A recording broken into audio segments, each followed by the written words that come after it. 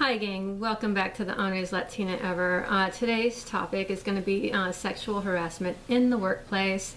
I really feel it's important to address this issue because of the recent headlines that came out against an ex-fiance of mine, and they compared him with Harvey Weinstein or whatever his freaking name is. But I wanted to talk about a situation that happened to me in Oregon.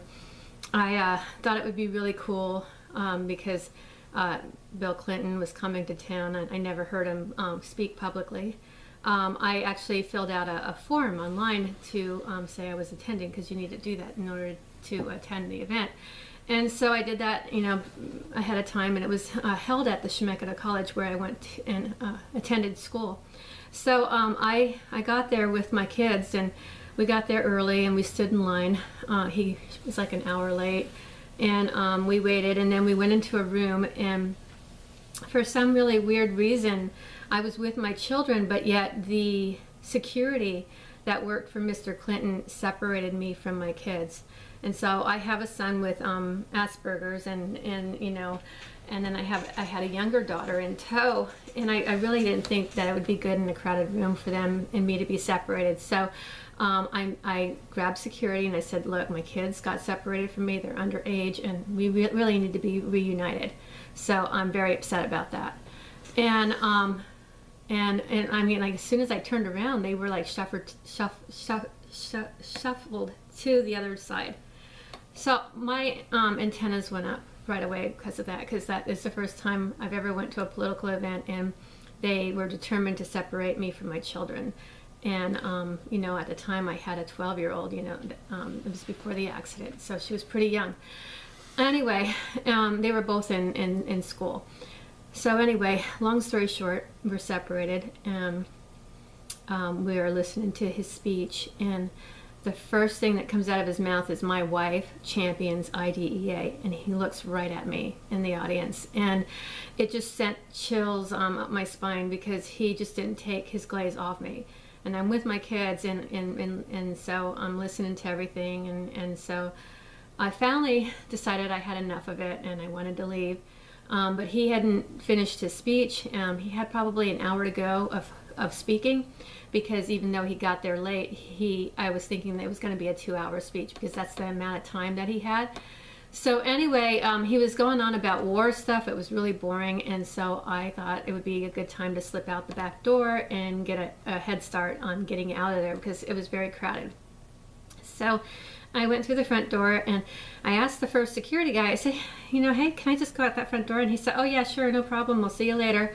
So I'm walking with my kids, and I get my hand on the door handle, and all of a sudden this guy kung fu, like, out the other door, kicks open the door and just flies towards me, and just like almost very aggressively puts his arm in front of my chest and just stops me. He's like, wait, nobody leaves this building, security. And then he was like yelling at me, and he's like, get back in the room. And I'm like, whoa. And I've left political events early before, and I've never had anything like that ever happen. Like security telling me I couldn't leave the building. Like, I mean, that's free will. You should be able to leave a Clinton event even though he's not finished talking. So I thought that was really weird, and my kids thought it was weird. And so we go back inside, and it's really strange. Like, this guy totally wraps everything up fast, and he's standing there in the corner leering at me. And they send a woman over to me, and she said, don't you want to go over there and talk to Mr. Clinton? And that's just when I knew that I was cooked. I'm like, I'm not going to get out of here. I'm not going to get out of here. And so I just started to make a scene. And I'm like, I'm really feeling dizzy and ill, and I hadn't eaten anything. And I wanted to distract the attention to some bystanders, because I knew that, like, he was very predatory, and that, like, I really made a mistake coming there that day. So anyway, I started to cry, because I'm a drama queen like that, and I said, I'm gonna pass out, and I need to get outside to get some air, and I really need to get going. I don't want to meet Mr. Clinton. And so I get outside, you guys, and I kid you not, he bolts to the door on the entrance facing me, and as I'm leaving, and I'm by myself with my kids, and there's nobody else, he's sitting there waving to me like that. And that didn't end there.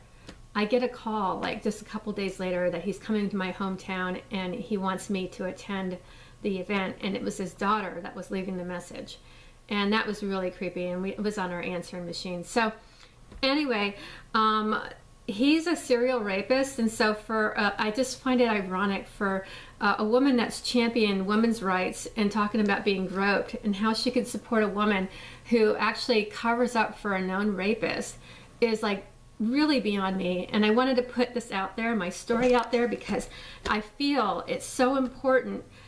Because I think that there's a lot of fake media stuff out there that just uses certain situations to completely annihilate people. I'm not saying that my ex is a saint or that he's perfect. He you know, he tends to be, you know, kind of a ladies' man or whatever, but nothing to the capacity that Bill Clinton was.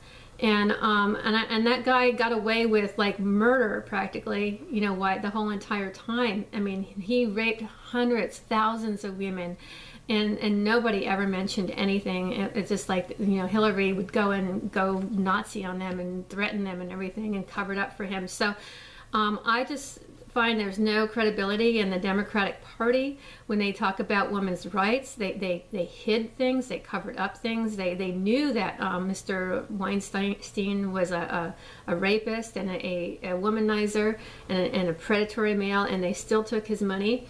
And the thing about it, before Sarah came out in the news, and you know, not to bash her because she's a wonderful person, but before she came out in the news, there was stuff that was being mentioned that she took campaign funds from that Harvey guy, and at the same time she reflected the criticism at her and threw Jeff underneath the bus, because by the way, there was a lot of Democrats in that Capitol that were inappropriate too. And I think that I experienced sexual harassment from both sides of the party at that Capitol by both people, and actually by an ex-governor who thought he could just buy me fudge and let me influence legislation, and that did really happen. So if you want to know why the media spent some time on me, you can ask Governor Kulongoski. Okay, so by the way, you guys, I wanted to put this out there because I think it's really important that we tell the truth, and we talk about how sexual discrimination or sexual harassment happens all the time. It happens to women of just, you know, all socioeconomic backgrounds. It's very prevalent out there, and especially in the world of politics, where people are in position of power and they abuse that power. And I think it's absolutely necessary to talk about. Just some food for thought. Let me know your thoughts. Have a great day. If you like this video, please forward it, because you know what? People really need to know that the Clintons are real scumbags.